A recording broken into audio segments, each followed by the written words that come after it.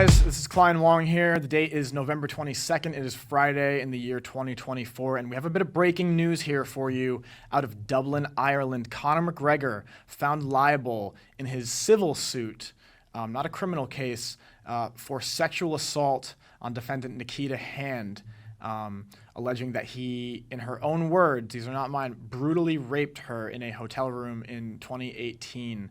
I believe it was just after the Khabib Nurmagomedov fight. Now, if you're unfamiliar with this case, I do have a little bit of a review for you coming from Eric McGracken of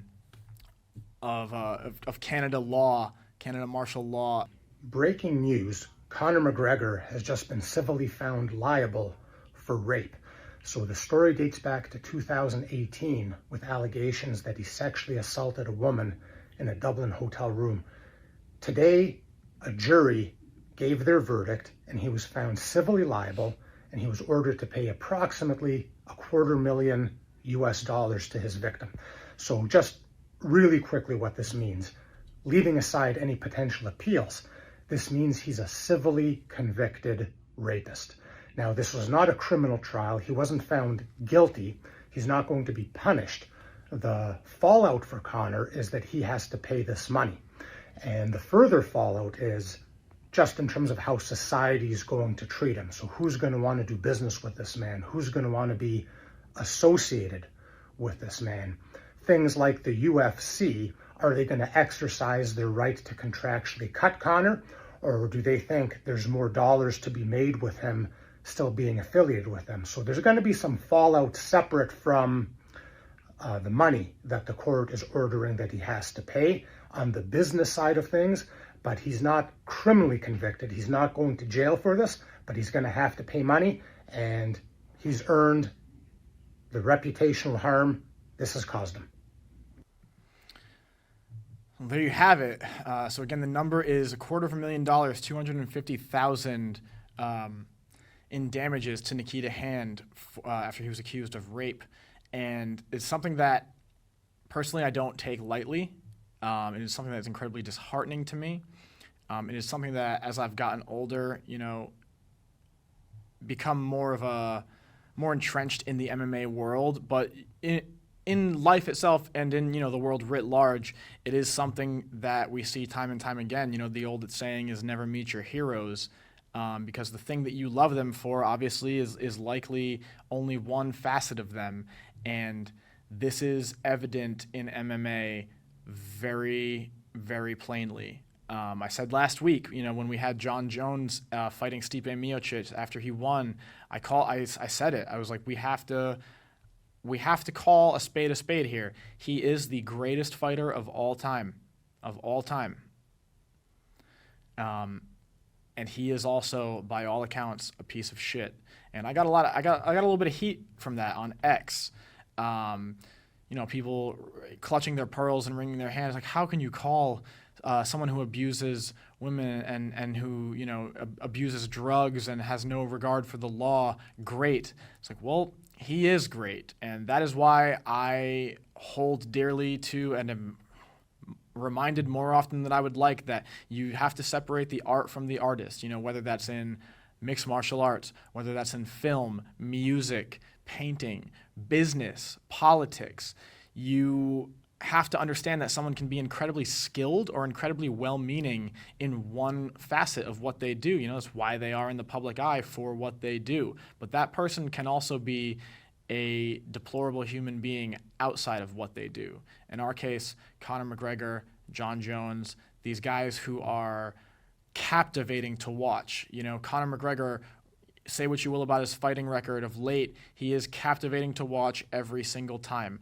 And that run that he was on in 2014, 2015, up to the title when he was first coming into the public eye, he was this brash but philosophical and deep martial artist, and this guy who talked about fighting in a way that we hadn't really heard before, maybe in a long time. Maybe the ideas were not entirely new, but they were incredibly nuanced to who he is. And in a world full of social media and hype and people who are one way online and a total different way in real life, it was incredibly captivating to see. You have this guy who is partaking in a sport, and this is why we love MMA, right, and combat sports at all, is that there is no hiding when you're in the cage. When you're doing something like this, when you are trying to physically break another person inside of a locked cage for other people's entertainment, there is no facade you can put up. You will be audited in real time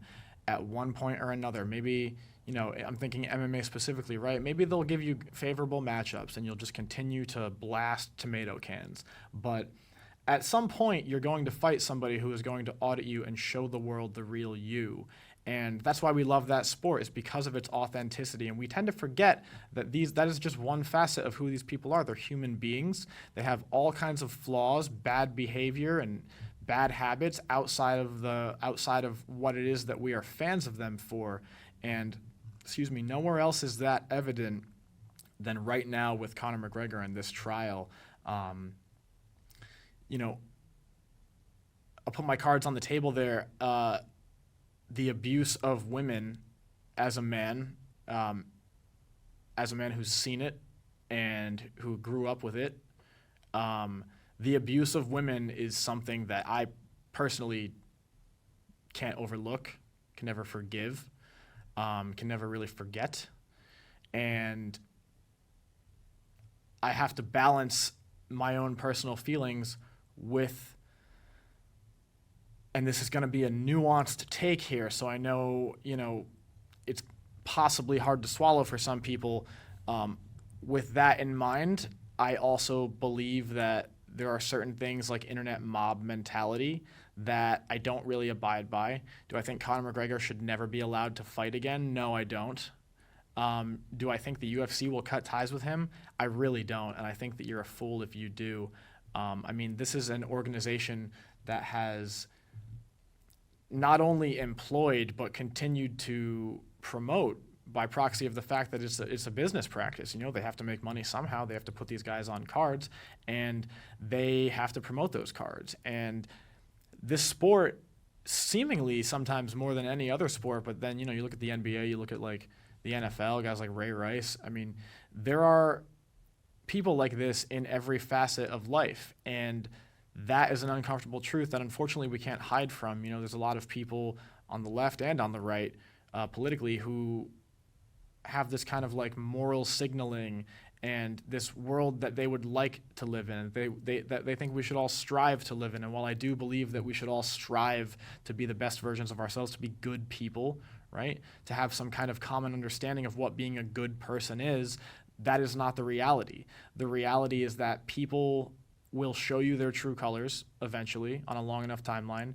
And I'm also of the mindset, and my boss, Benny, has said this before on the show, if someone is telling you who they are through their actions, you should believe them. You should believe them.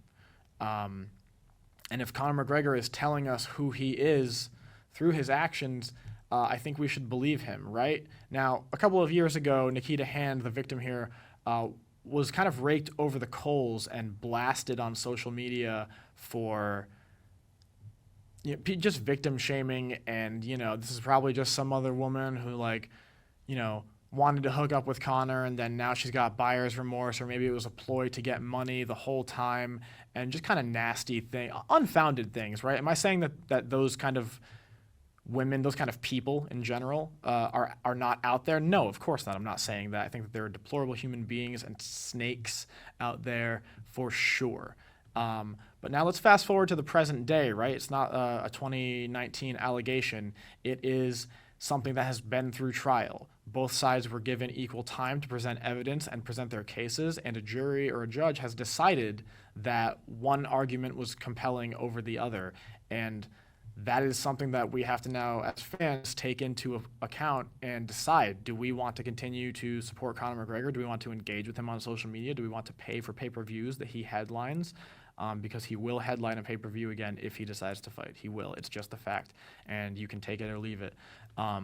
Again, I'm of the mindset that you have to separate the art from the artist. I can enjoy someone's fights, and my love for the martial arts and fighting goes so deep that I can enjoy a fight even if it's between two people who are morally reprehensible, or even one person who's morally reprehensible, right? I can understand that John Jones hitting that Osotogari on Stipe Miocic was a thing of beauty. I can also, at the same time, understand that by all accounts, John Jones is a piece of shit outside of the cage.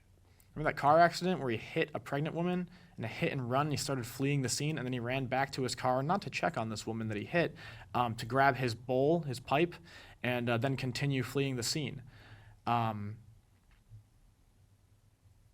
don't want to be a bit of a doomer here. I don't want to be too nihilistic about it and too down on it, but these things happen and these people exist, whether we would like them to or not.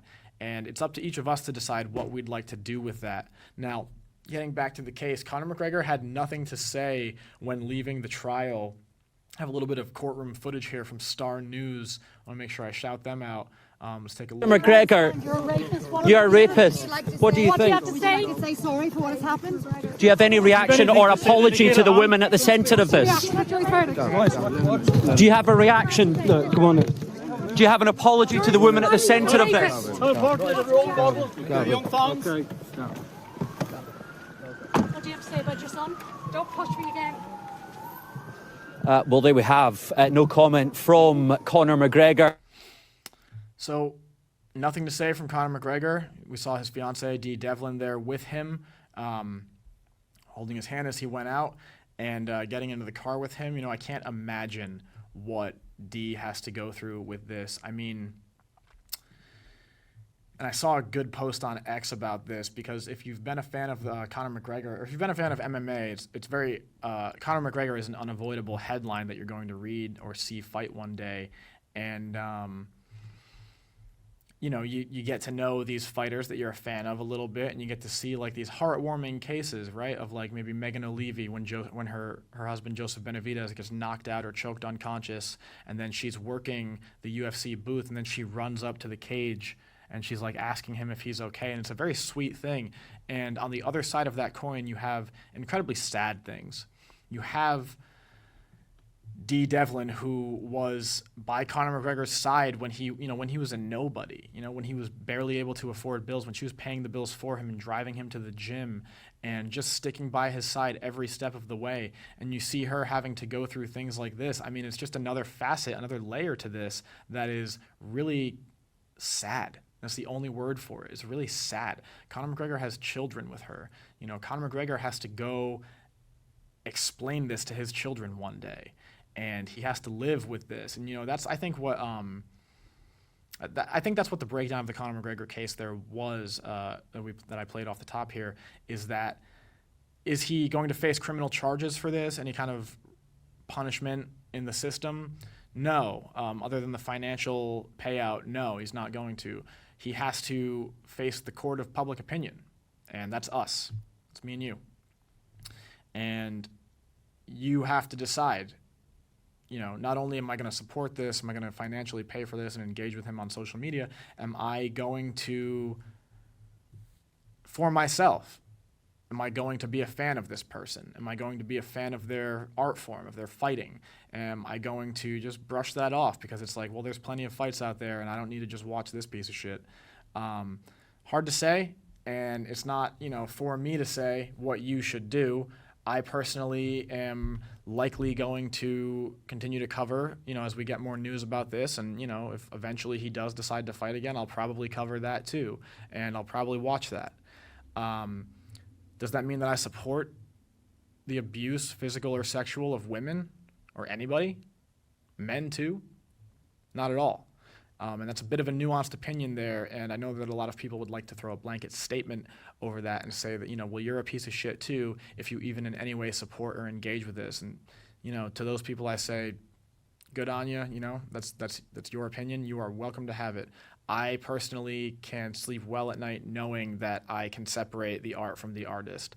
I can understand that someone has an incredible capacity to dive into martial arts and tactically break somebody apart and philosophically live their life a certain way in service to a goal and a passion that they have, while also being a just morally deplorable human outside of that passion and that art form. I can understand that, and I can sleep well knowing that I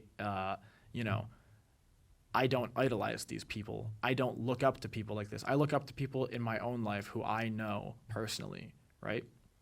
John Orlani, Sean Lungi, my mother. I look up to these people because I know intimately the ins and outs of what they do and what they go through. I do not idolize celebrities. I do not idolize athletes. I do not idolize musicians, artists, businessmen, politicians. I just don't.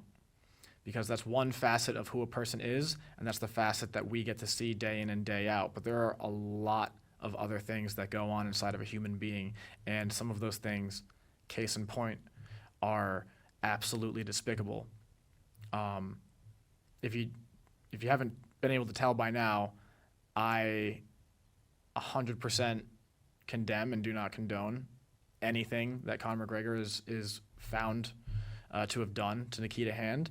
I absolutely would never want to be in a position like that where I find that I need to basically abuse or take advantage of anybody like that, man or woman. But there will absolutely be people who are like, she's lying, she's clout chasing, she's looking for a payout. And to those people, I say, move on with your life and get the fuck out of my way, because I don't really want anything to do with you, especially if you don't really come at things like with a nuanced opinion. And that goes either way, whether you're victim shaming or whether you're,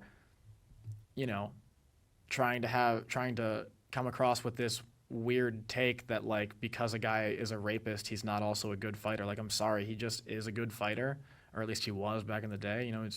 His performances leave a little bit to be desired over the past few years, but Conor McGregor changed the sport, and it's why I became a fan of him in the first place. And to see that someone who I was such a fan of for an art form is a absolute monster in other capacities in his life, it's incredibly saddening. But again, I'm a little jaded by this. I understand that unfortunately that's the fact of life, and I have done the mental work years before, because growing up and becoming like a man or a woman in society, kind of you're faced with these things, and the first few times it can be pretty shocking. You don't know what to do, you don't know how to take it, you don't know what you should think. I personally am, again, under the adage of you got to separate the art from the artist and take what you want from them and leave all the bullshit. And that is absolutely an understatement, but that is bullshit.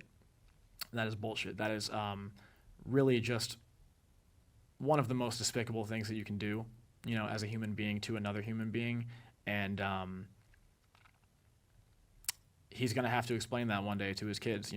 He has a daughter, I think. He's going to have to live with his fiance knowing this, and whether she believes that he did it or she's under the impression that this is, false accusation, and maybe the jury was incorrect or the judge was incorrect, and maybe the evidence that was presented was not presented well enough, or maybe the evidence against him is not correct. That's for her to decide. I tend to have at least some faith in the court of, in a court of law, and I don't really know what to say beyond that. I wish there was more. I wish I could wax poetic on this longer, but I just don't have much to say. Nikita Hand giving a statement today after the trial. I want to show Freya and every other girl in the world and boy that you can stand up for yourself for something that happens to you, no matter who the person is, and justice will be served. I'm glad justice was served today. I know that that's not always the case. Let's hear what Nikita had to say. I want to thank my daughter, Freya, who I'm most grateful for. She has given me so much strength and courage over the last 6 years throughout this nightmare to keep on pushing forward for justice. I want to show Freya and every other girl and boy that you can stand up for yourself if something happens to you, no matter who the person is, and justice will be served.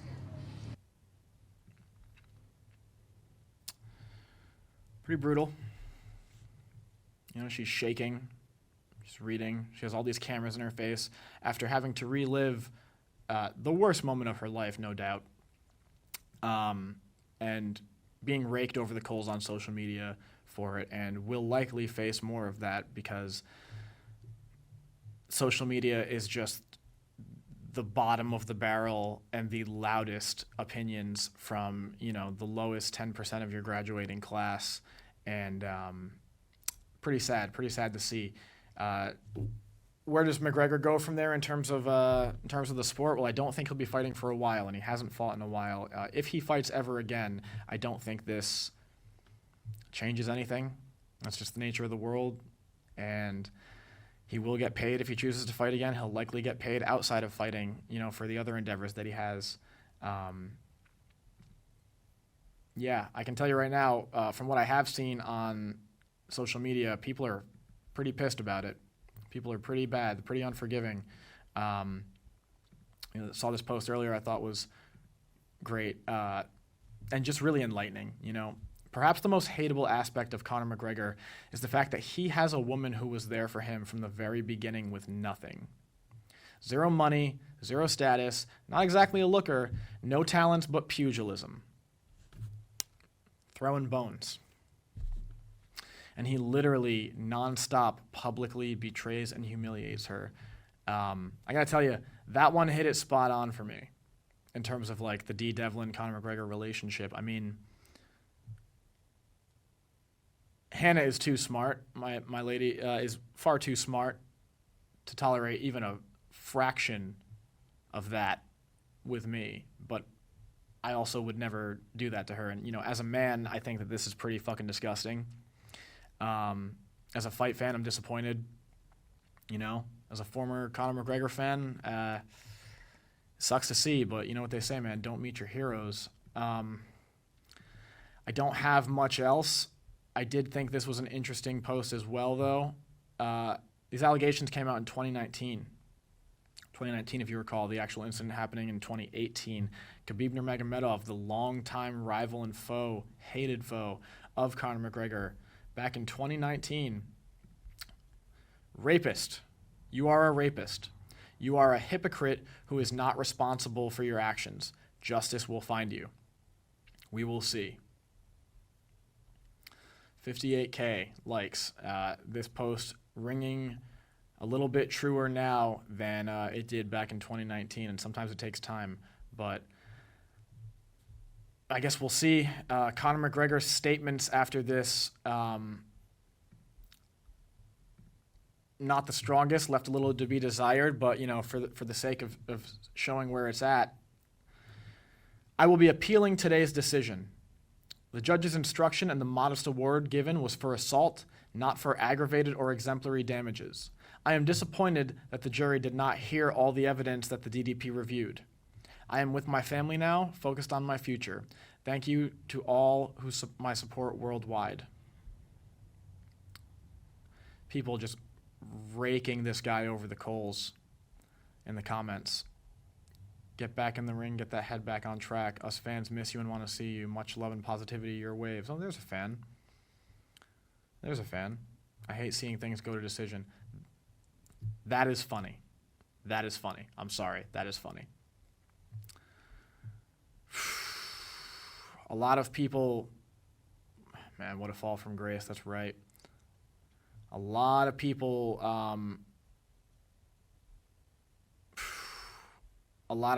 with jokes, a lot of people hating on Conor McGregor, and a few people showing support for their guy.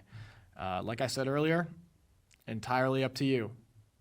My stance has already been given, but we'll see. We'll see what happens with this. I'll try to have some more news on this as it unfolds, anything big that comes up. Otherwise, you know, send me some questions. Let me know what your opinion is on this. What do you think of Conor McGregor outside of the ring as it pertains to him as a human being? And does that affect how you enjoy or at least consume his performances inside the cage? Yeah, we don't have much else here. Thanks for sticking with me on this one. Went a little bit longer than I thought I would. Go ahead and give me a follow, give me a subscribe, hit the subscribe button.